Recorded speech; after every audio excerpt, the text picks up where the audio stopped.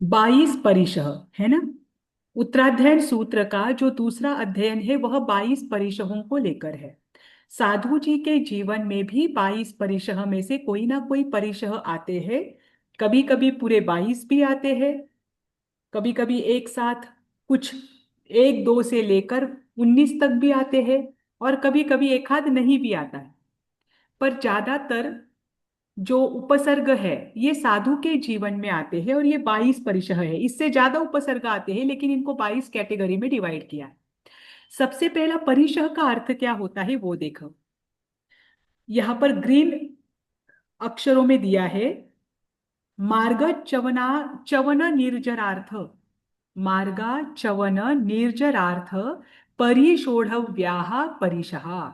अर्थात मार्ग से च्युत नहीं होने के लिए और कर्मों की निर्जरा के लिए जो सहन करने योग्य है वह परिशह कहलाते हैं। अगर ये दो उत्तर उसमें फलीभूत हो रहे हैं तभी उसे आप परिशह कह सकते हो। दो कौन सी बातें हैं? एक तो जो मार्ग चुना है, भले ही वो अनगार मार्ग हो या आगार मार्ग हो, उस मार्ग में उस मार्ग से च्युत नहीं होने के लिए, और दूसरी बात कर्मों की निर्जरा के लिए जो भी कुछ सहन किया जाता है उन्हें परिशह कहते हैं, है ना।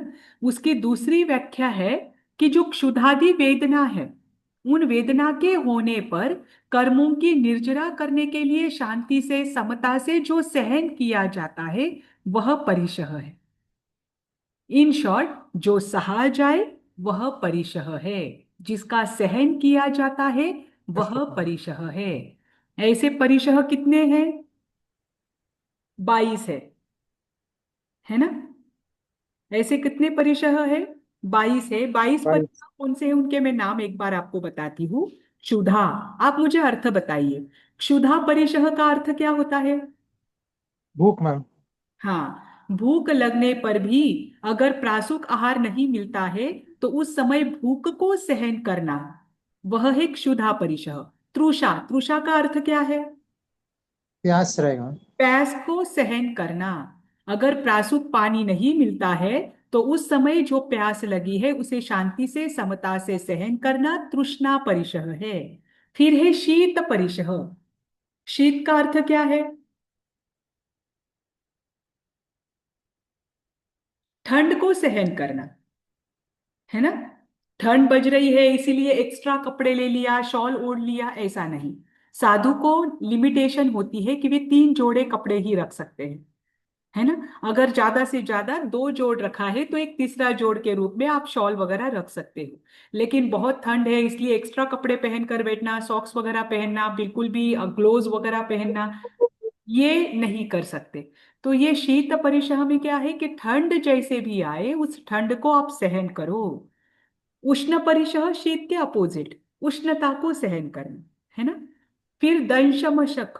दंशमशक यानी डसने वाले कीड़े मकोड़े आदि, जैसे मच्छर है आदि जो है, चींटियां आदि है। कहीं कहीं पर साधु साध्वी जी भगवंत रुकते हैं तो वहां पर चींटियों का घर होता है, चींटियों का प्रमाण ज्यादा होता है, मच्छर अधिक होते हैं। मच्छर का तो बहुत बार उनको उपसर्ग आता रहता है। तो आप मच्छरदानी में सोते हुए भी कभी कभी ऐसा हो जाता है कि मच्छरों का और अन्य कीड़ों का उपसर्ग आता है, तो उनको शांति से सहन करना। इतना पेशेंस रखना कि अपनी ओर से वे कीड़े मकोड़े आदि मरे नहीं। यह है दंशमशक। फिर है नग्नता। नग्नता यानी कम पकड़े। देखो, दो प्रकार के वस्त्रों को लेकर दो प्रकार के मुनि बताए हैं, एक अचेलक मुनि और एक सचेलक मुनि, है ना। अचेलक यानी जो पूर्णतः वस्त्रों का भी त्याग करते हैं, जैसे दिगंबर मुनि।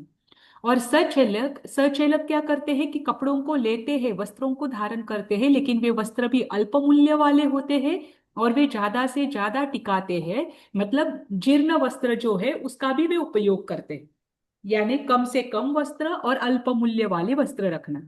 तो ये दोनों में भी, अगर आपको 2 जोड़ी ही आपने कपड़े पहने हैं या आपने साधना कर रहे हो, तो थोड़े अल्प वस्त्र अगर आप रखे हो तो उसे भी आप सहन करना, और जो अचेलक मुनि है उनको भी नग्नता के लिए सहन करना, यानी जिनके दिशा ही अंबर है या वस्त्र है, ऐसे जो दिगंबर मुनि हैं उनको उस वेश में कम से कम वस्त्र और नहीं वस्त्र के रखते हुए जो उपसर्ग आते हैं उन उपसर्गों को सहन करना। फिर इसके बाद आता है अरति। अरति यानी द्वेष, एक दृष्टि से।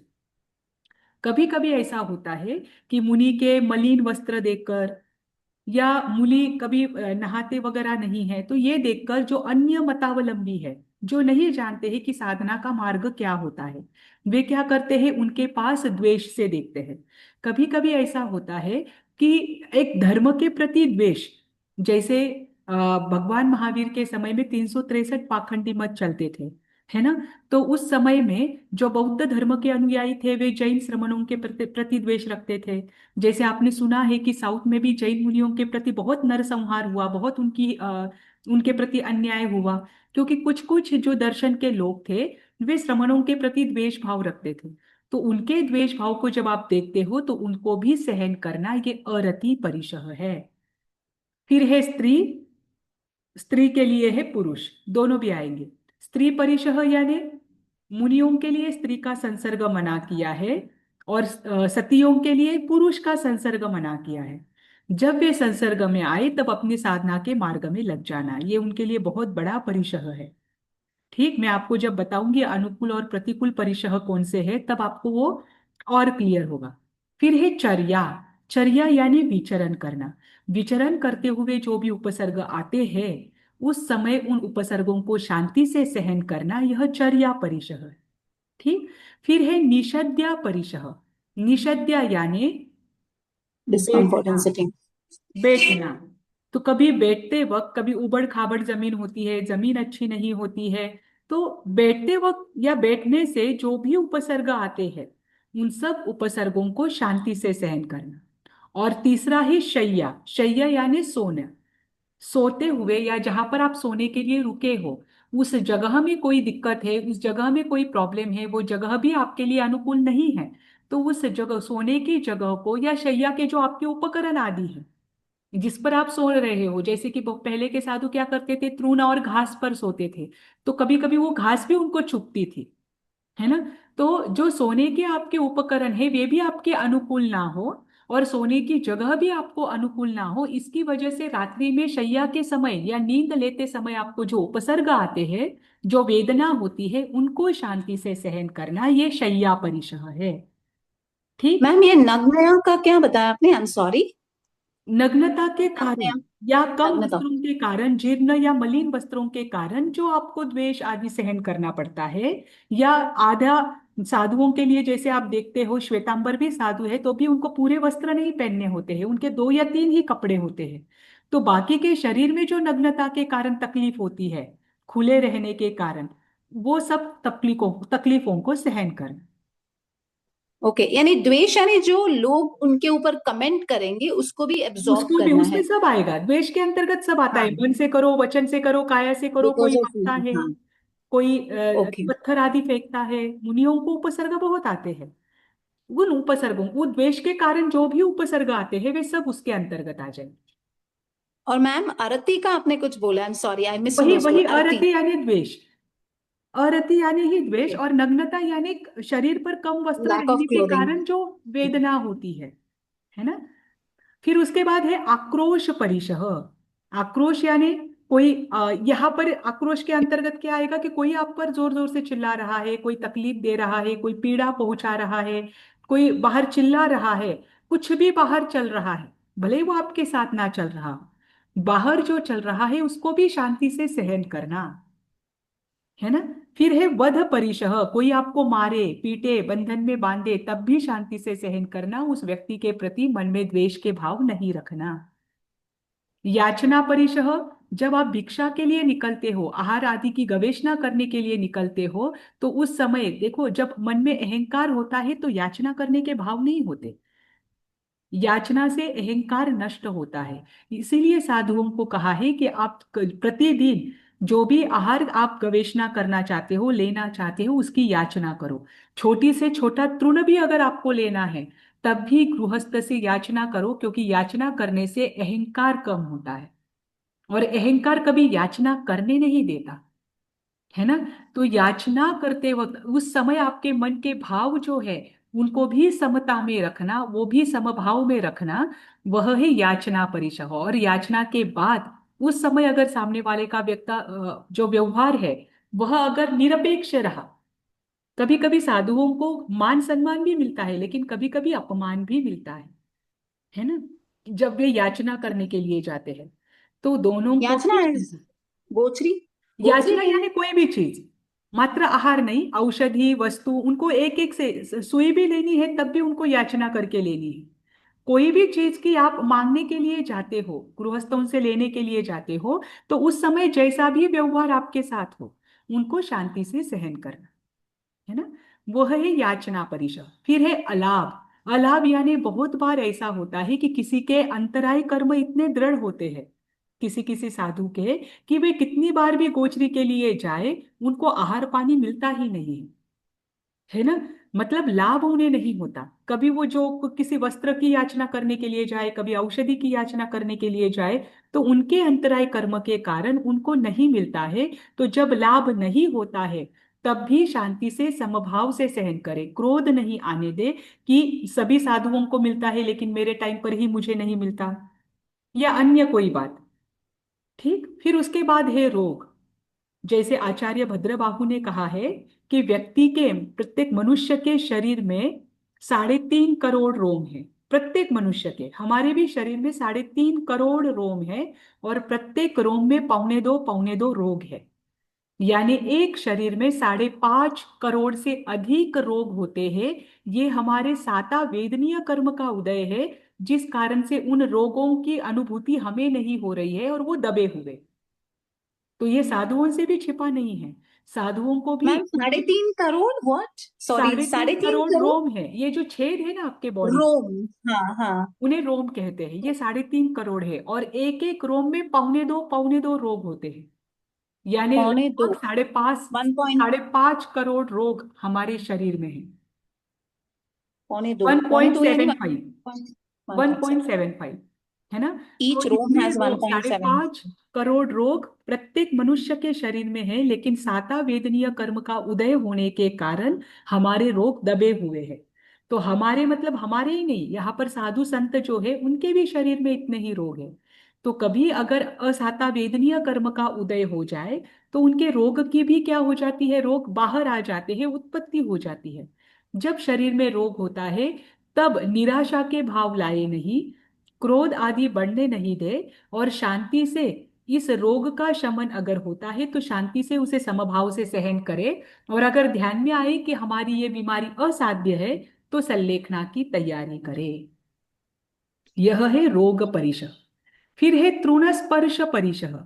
तृण स्पर्श, जैसे मैंने अभी कहा कि पहले के जो साधु थे, आज भी जो बहुत पुराने नियम पालते हैं, वे साधु जब छोटे गांव में या जंगलों से नजदीक के गांव में जाते हैं तो वहां पर वे बैठने के लिए, बिछाने के लिए तृण का सहारा लेते हैं, सूखे हुए गवत का सहारा लेते हैं, है ना।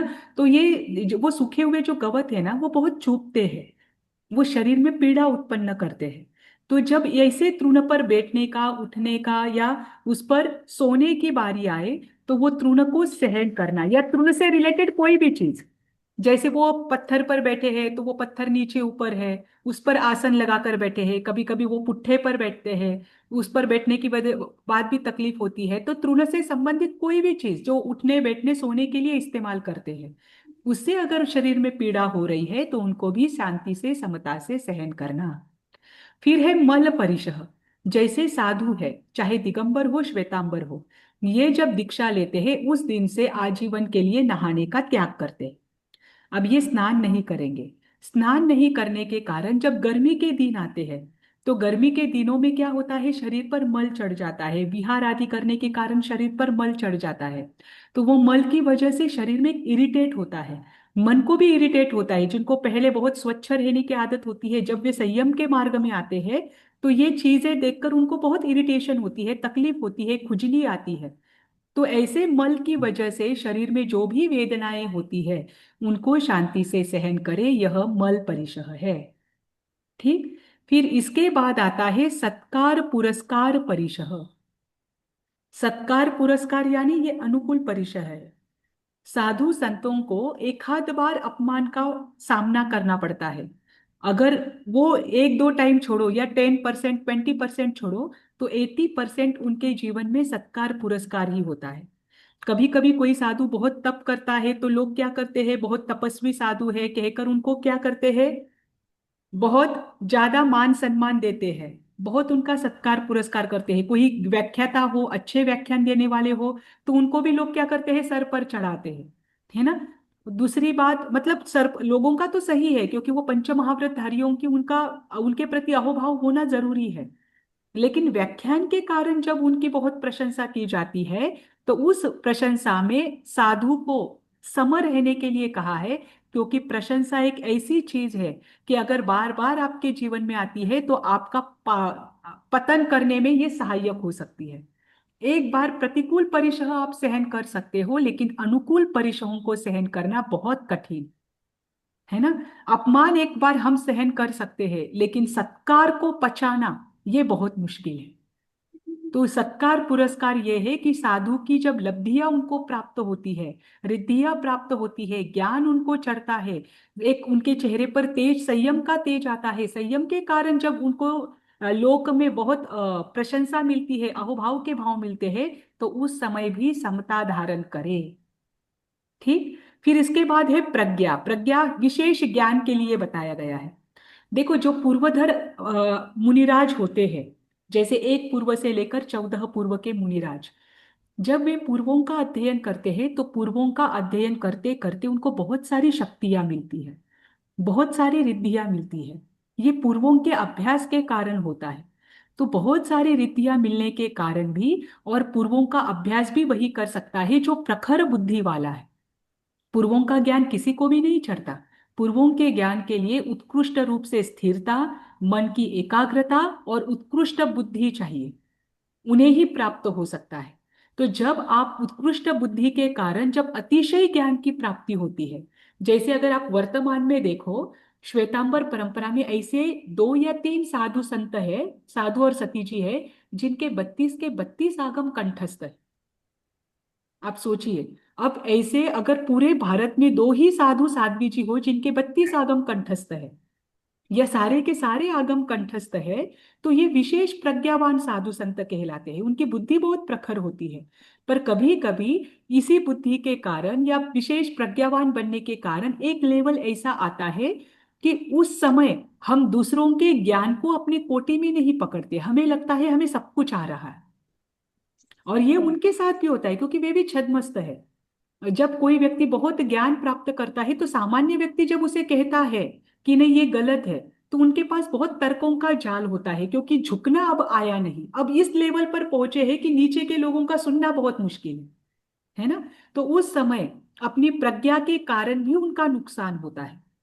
तो उस समय उस वहां पर स्वयं को स्थिर रखते हुए, समभाव से जो भी चल रहा है या ज्ञान की वजह से जो भी उपसर्ग आ रहा है, उसको सहन करना, यह प्रज्ञा परिशह है। प्रज्ञा के अपोजिट है अज्ञान।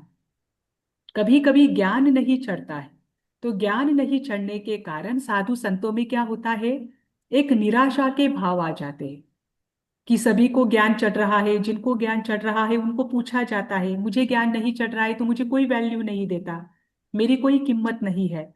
तो ज्ञान नहीं चढ़ने के कारण जो निराशा के भाव या संयम के प्रति एक निराशा उत्पन्न हो जाती है, उसे भी शांति से सहन करना, क्योंकि ज्ञान चढ़ता है ज्ञानावर्णीय कर्म के क्षयोपशम के कारण। जिसका ज्ञानावर्णीय कर्म का क्षयोपशम अधिक है, उसको अधिक ज्ञान की प्राप्ति होगी। जिसका ज्ञानावर्णीय कर्म का क्षयोपशम बहुत कम है, उनको कम ज्ञान की प्राप्ति होगी। तो अगर ज्ञान नहीं चढ़ रहा है, तो उस समय भी संयम के प्रति 1 मिनट के लिए भी या एक क्षण के लिए भी आपके मन में कोई निराशा के भाव या द्वेष के भाव नहीं आए। और उसके बाद है अदर्शन। अदर्शन यानी श्रद्धान का नहीं होना। ये बहुत महत्वपूर्ण है। अगर आप सब सहन कर रहे हो, द्रव्य लिंग से साधु भी बन गए हो, लेकिन आपकी श्रद्धान दृढ़ नहीं हो रहा है, तो आपको परिशह आने ही आने हैं। और वो सबसे श्रद्धान दृढ़ नहीं हो पाना, यही वास्तव में एक सबसे बड़ा उपसर्ग है। क्योंकि जब तक श्रद्धान नहीं हो सकता, तब तक आप पुरुषार्थ से आगे नहीं बढ़ सकते। किसी भी चीज में आगे बढ़ने के लिए उस चीज के प्रति पूर्ण विश्वास और पूर्ण रुचि होना बहुत आवश्यक है। जब तक ये दो चीजें ना हो तब तक उस मार्ग में आपको आनंद नहीं आ सकता।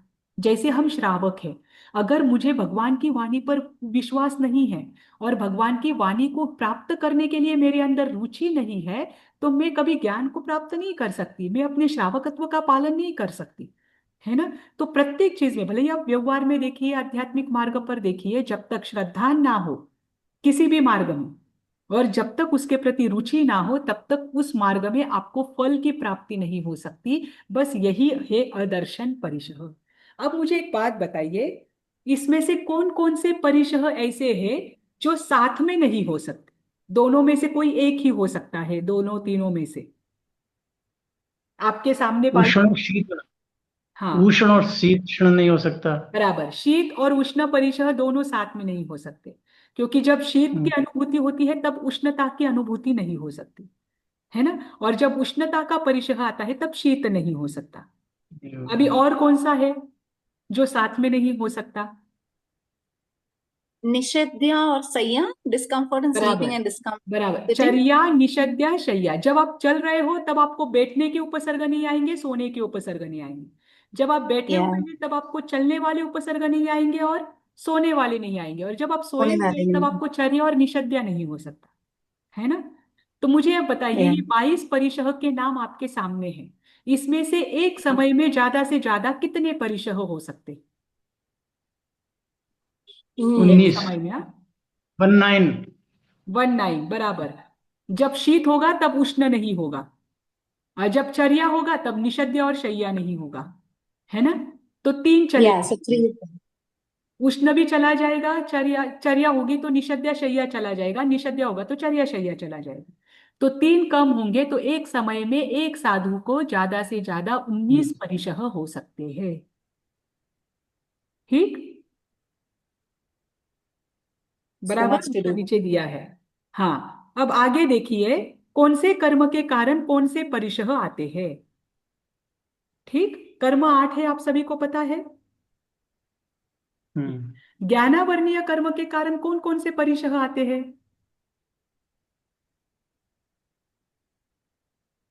Not having enough knowledge while studying. क्या क्या क्या? Uh, हाँ, नॉलेज, कौन हाँ। से परीक्षा। हाँ सो कौन से आएंगे बताइए, 22 नाम आपके सामने हैं। प्रज्ञा, प्रज्ञा हाँ और अज्ञान के ना। बराबर, पर प्रज्ञा और अज्ञान जो परिशह है वे ज्ञानावर्णीय कर्म के कारण आते हैं। दर्शन मोहनीय कर्म के कारण, आदर्शन में। बराबर, श्रद्धा, अदर्शन, श्रद्धा। श्रद्धान नहीं होना, दर्शन मोहनीय कर्म के कारण। अंतराय कर्म के कारण, बाकी सभी हम्म, अंतराय में आएगा मैम। नहीं नहीं नहीं नहीं, अंतराय में आपको बाधा आती है। कौन से परिशह ऐसा है कि जिसमें आपको बाधा आ रही है? क्षुधा भी हो सकता है, तृष्णा भी हो सकता है। नहीं नहीं, क्षुधा याचना। देखो, क्षुधा वेदनीय कर्म के कारण। देखो, क्षुधा, भूख लगना, ये बात अलग है, लेकिन भूख लगने के बाद आपको आहार नहीं मिलना, ये बात अलग है।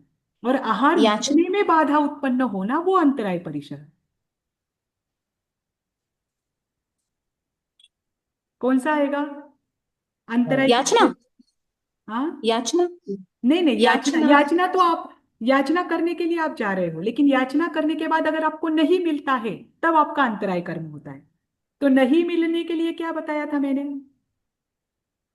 आक्रोश आ सकता है ना मैडम, नहीं मिल नहीं रहा है नहीं तो नहीं नहीं आक्रोश नहीं आएगा। नहीं नहीं, आक्रोश भी नहीं नो है। नो, आक्रोश अलाभ इज परिशह, अब्यूज। अलाभ अलाभ, अपने हाँ। लाभ की प्राप्ति नहीं होना, ये अंतराय कर्म के कारण है। या ध्यान रखना या है। नॉट। अब चारित्र हम्म, मोहनीय कर्म के कारण कौन कौन से परिशह आते हैं? क्रोध तो आएगा ही आएगा मैडम, चारित्र हाँ, प्रश्न तो में क्रोध क्रोध तो है मतलब ही। आक्रोश। आक्रोश, हाँ। हाँ, नग्नता भी आएगा, जिसमें जुगुप्सा के भाव आ जाते हैं। अरति भी आएगा, क्योंकि चारित्र मोहनीय के जो 16 भेद है ना, उसमें 25 भेद है ना, उसमें 16 भेद तो क्रोध मान माया लोभ के हैं, अनंतानुबंधी आदि चार में डिवाइड किया, और अनंतानुबंधी, अप्रत्यक्षानावरणीय, प्रत्यक्षानावरणीय और संज्वलन। और बाकी के जो 9 हम्म, भेद है वो कौन से हैं? हास्य, रति, आकाश, अरति, भय, शोक, जुगुप्सा, स्त्रीवेद, पुरुषवेद, नपुंसकवेद, है ना। तो जी। अरति भी उसमें आता है चारित्र मोहनीय के भेद में। स्त्री भी उसमें आता है, क्योंकि स्त्री वेद, नपुंसक वेद, पुरुष वेद, ये तीनों भी आ जाता है। सत्कार पुरस्कार भी उसमें आ जाता है। तो चारित्र मोहनीय में क्या क्या आ जाएगा? चर्या भी आएगा मैम। हाँ, चर्या निषद्या तो आना चाहिए उसमें। निषद, आदर्शना, याचना, क्या क्या? The last one, loss of faith, यानी जो अदर्शन तो हो गया आदर्श। ना, दर्शन मोहनीय के कारण। ओके, ठीक है। नग्नता, अरति, स्त्री, आक्रोश, याचना, सत्कार पुरस्कार, ये उसमें आता है। यहाँ निषद्या भी लिखा है। निषद्या उसमें नहीं आना चाहिए, क्योंकि जहां चर्या और शय्या होता है वहां ही निषद्या हो सकता है, बाकी सब वेदनीय के सद्भाव में होते हैं। जितने बचे ना, सारे वेदनीय कर्म के कारण, बाकी बचे हुए। ठीक। अगर 22 परिशह पर आता है तो आपको इतना लिखना है। मैम ये नोट्स में है क्या मैम? नोट्स में नहीं ना मिला मैम। नहीं, ये मैंने शेयर किया है शायद आपके साथ, कल परसों रात को शेयर किया था। ओके ओके मैम, चेक करता परसों हूँ। नहीं, थर्सडे को रात को। आप देख लेना, ओके, मुझे बता देना, मैंने शेयर किया है। जो एक्स्ट्रा की नोट्स है ना, वो मैंने डाल दी है ठीक है। गूगल ड्राइव पर। ठीक। मैम 12 परीक्षा, यानी we just have to name them, right? I mean and then 22 परिशह, 22 परिशह। हाँ 22, हाँ, सॉरी वो वैसा 22 ही आएगा परीक्षा है। आपको। जस्ट नेम देम करना है ना उसको, फिर नेम करना डिपेंडिंग है। On the marks. हाँ, नाम लिखना है, लेकिन 5 मार्क में भी अगर वो क्वेश्चन आता है तो कम से कम आप 1.5 पेज तो लिखोगे। तो उसके अंतर्गत आपको 22 परिशह जो है उसका शॉर्ट में अर्थ लिखना है, दो दो तीन तीन शब्दों में या एक लाइन में। और उसके बाद कौन से परिशह एक समय में कितने हो सकते हैं, और कौन से परिशह कौन से कर्म के कारण होते हैं। हम्म। ठीक। तो मैडम कभी कभी प्रश्न आता है कि अनुकूल परिचय ज्यादा खतरनाक होते हैं बजाय प्रतिकूल के, हाँ, उसका ये क्या बताना ही जवाब भूल है? गई मैं आपको। मुझे ये बताओ, हाँ। प्रश्न पूछो। अच्छा हुआ आपने ये पूछ लिया। ये जो बाईस हाँ। परिशह है, इसमें से अनुकूल कितने हैं और प्रतिकूल कितने हैं?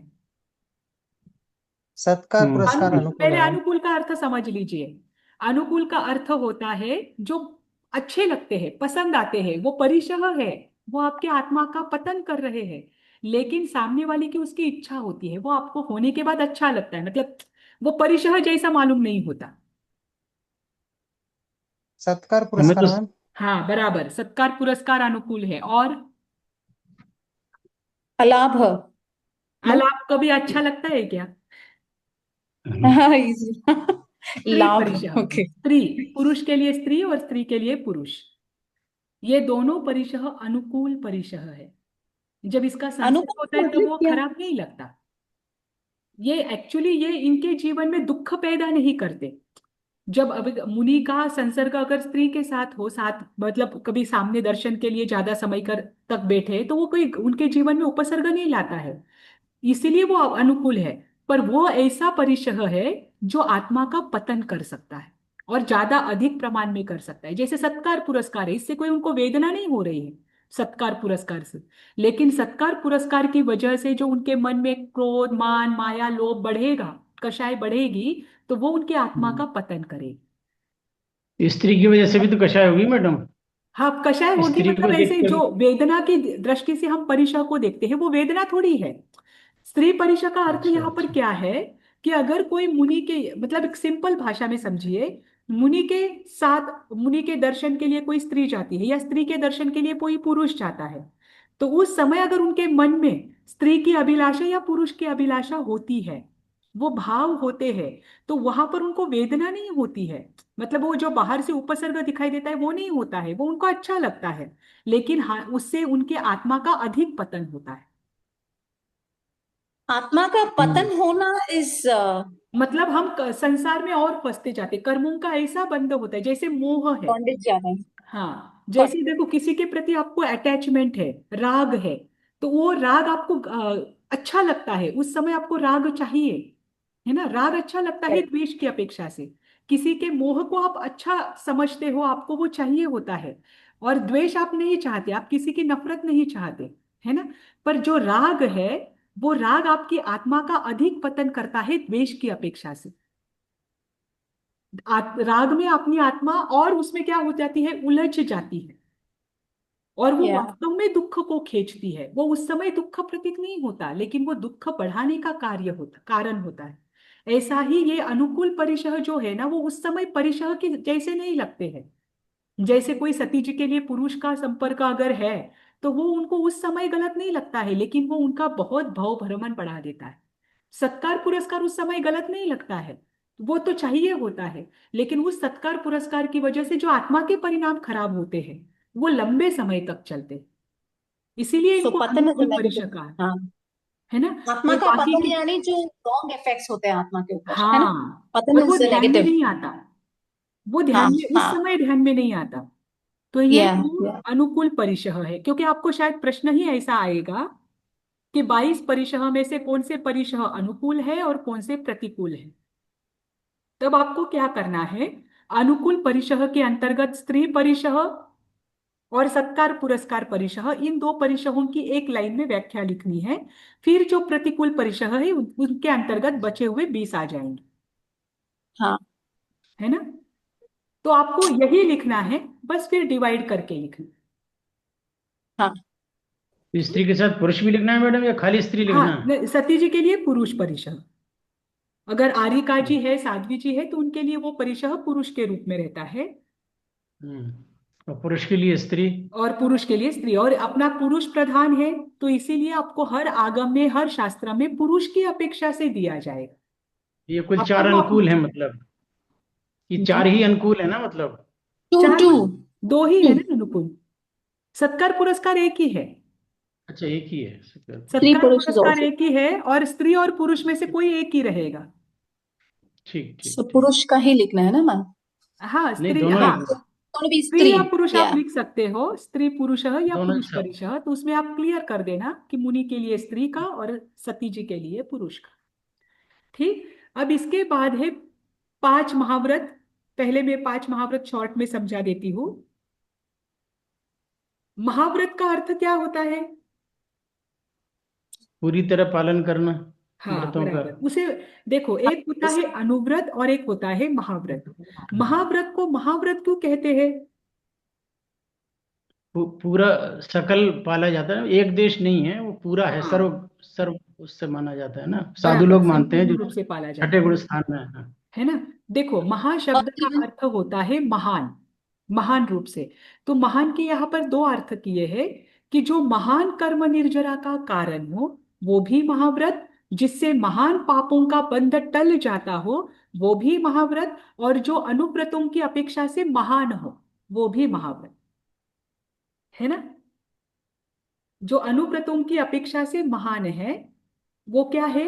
महाव्रत है। महाभारत। ठीक। अब महाव्रत की व्याख्या करते हुए जो आचार्य, आपको स्क्रीन दिख रही है क्या? नहीं। एक नहीं मिनट, एक मैम। मिनट।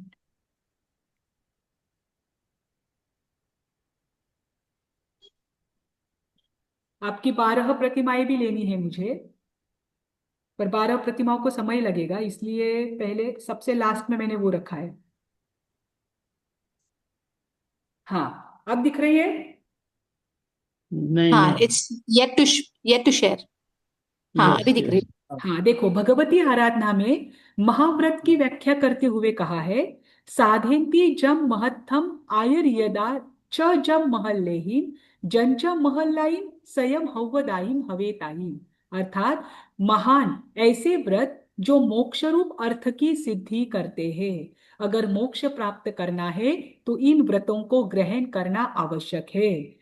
महान इसलिए भी कि जो महान तीर्थंकर आदि पुरुष है, इन्होंने हमेशा इसका आचरण किया है, जो महान पुरुषों से आचरित है, महान पुरुषों ने जिनका पालन किया है, और सभी पाप योगों का त्याग होने से ये स्वतः ही महान है। ऐसे सारे व्रत महान व्रत या महाव्रत कहलाते हैं। इसकी क्या है, देखो, इसके 3 अर्थ भगवती आराधना में किए हैं। ऐसे व्रत जो आपको मोक्ष की प्राप्ति कराने में सहायक है, वे भी महाव्रत। ऐसे व्रत जिनका आचरण महान पुरुषों ने किया है, जैसे तीर्थंकर आदि, वे भी महाव्रत। और जो सभी प्रकार के पाप योगों का त्याग कराने से, या सभी प्रकार के पाप योगों का जिसकी वजह से त्याग होने से वे स्वतः महान है, ऐसे सारे व्रत महाव्रत कहलाते हैं। और यही व्याख्या मूलाचार में भी दी है और चारित्र पाहुड़ में भी दी है। ठीक। फिर तत्वार्थ सूत्र में महाव्रत की व्याख्या करते हुए कहा है कि जो हिंसा, झूठ, चोरी आदि जो है, उनसे एक देश से निवृत्त होना जैसे अनुव्रत कहलाता है, वैसे ही हिंसा आदि से पूरी तरह से निवृत्त होना महाव्रत कहलाता है ना, जैसे कि अभी वो अनिल जी ने कहा था। ऐसे महाव्रत कितने मैम हैं? मैम, तत्वार्थ सूत्र का एक बार और बता देंगे? देखो, how does it define in Tattvartha Sutra Tattvartha में सूत्र? आसान है। देश सर्वतो अनुमहति, देश सर्वत अनुमहति, देश रूप से जो हिंसादि का त्याग, देश यानी आंशिक, आंशिक रूप से हिंसादि का त्याग करना अनुव्रत है, और सर्व रूप से हिंसादि का त्याग करना महाव्रत है ना। तो देश यानी आंशिक, देश रूप से अनु जो त्याग किया जाता है उसके लिए शब्द आता है अनु, और सर्व रूप से त्याग करना उसे कहते हैं महति यानी महाव्रत। ठीक। परफेक्ट। महाव्रत कितने हैं? 5 है। अहिंसा, सत्य, अचौर्य, ब्रह्मचर्य, अपरिग्रह। ठीक। अब महाव्रतों को मैं शॉर्ट में बताती हूँ। अहिंसा महाव्रत के अंतर्गत, जो अहिंसा अनुव्रत में लिया था वही आएगा, बस यहाँ पर स्थावर काय जीव जो है उनके भी हिंसा का त्याग होता है। यहाँ पर साधु जी जब अहिंसा महाव्रत को ग्रहण करते हैं, तब वे 9 कोटि से इस महाव्रत को ग्रहण करते हैं। 9 कोटि यानी मैं करूंगा नहीं मन से, वचन से, काया से, मैं हिंसा कराऊंगा नहीं मन से, वचन से, काया से, और मैं हिंसा की अनुमोदना भी नहीं करूंगा मन से, वचन से, काया से। मतलब मेरा हिंसा के लिए कहीं पर भी ना मैं स्वयं करूंगा, ना करवाऊंगा, ना करने वालों की अनुमोदना करूंगा। ये 9 कोटि से ये व्रत लिया जाता है, संपूर्ण रूप से 6 काय जीवों को अभयदान देने का जो व्रत है, कि आज से मैं जीवन भर के लिए 6 काय जीवों को अभयदान देता हूं, मेरी ओर से उनकी हिंसा नहीं होगी, वो अहिंसा महाव्रत कहलाता है। मैम